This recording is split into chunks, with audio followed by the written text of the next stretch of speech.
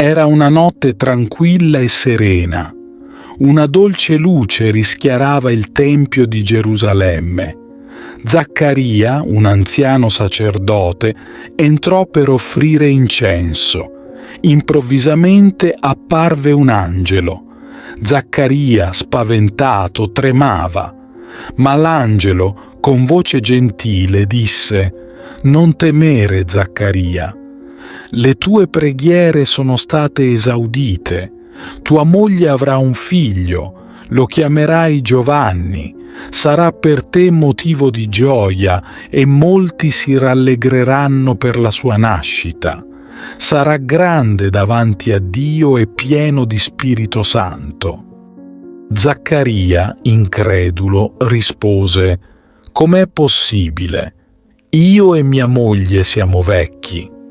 L'angelo replicò: «Io sono Gabriele, inviato da Dio per annunciarti questa buona notizia, ma poiché hai dubitato, rimarrai muto fino a quando tutto ciò si compirà».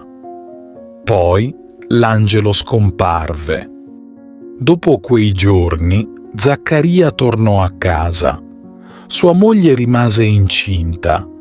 Quando fu il momento, diede alla luce un figlio e lo chiamarono Giovanni, come l'angelo aveva detto. Nello stesso periodo, a Nazareth, una giovane donna di nome Maria ricevette la visita dell'angelo Gabriele. Con dolcezza, l'angelo le disse: «Ave, piena di grazia, Dio è con te». Maria, turbata, ascoltò l'angelo che continuava: «Non temere, Maria, concepirai un figlio e lo chiamerai Gesù. Sarà grande e chiamato figlio dell'Altissimo». Maria accettò con fede il messaggio dell'angelo. Saputo che sua cugina era incinta, Maria si recò da lei. Quando la cugina la vide, il bambino nel suo grembo esultò. La cugina, piena di Spirito Santo, esclamò: «Benedetta tu fra le donne e benedetto il frutto del tuo grembo». Maria, commossa, cantò un inno di lode a Dio, il Magnificat. Giovanni crebbe e divenne un uomo di grande fede. Viveva nel deserto, vestito di pelli di cammello, e si nutriva di locuste e miele selvatico. Predicava il battesimo di pentimento e preparava il popolo per la venuta di Gesù. Quando Gesù venne da lui per essere battezzato, Giovanni disse: «Ecco l'agnello di Dio che toglie i peccati del mondo». Battezzò Gesù nel fiume e vide lo Spirito Santo scendere su di lui come una colomba.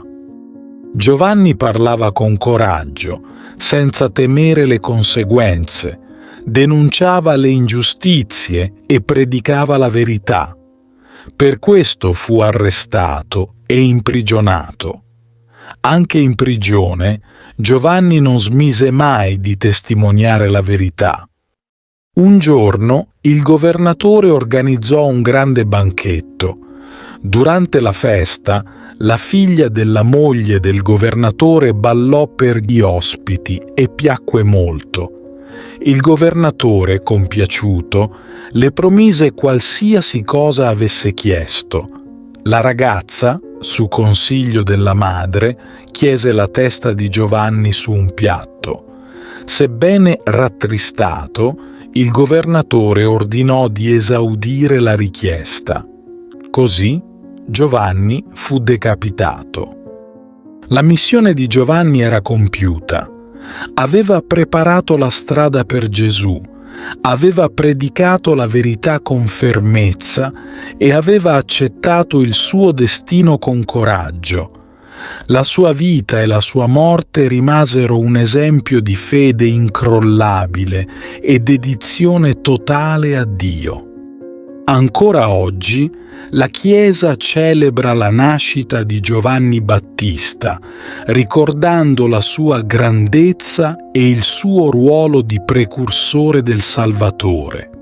La sua vita ci insegna la fermezza nella fede, l'amore per la penitenza e il coraggio di testimoniare la verità, anche a costo della propria vita. Ti invito calorosamente a iscriverti al nostro canale per darci supporto e permetterci di continuare a creare nuovi video che condividono storie ed esperienze ispiratrici. La tua iscrizione è un prezioso sostegno che ci motiva a condividere più contenuti di valore e a diffondere messaggi di speranza, fede e crescita personale. Grazie di cuore.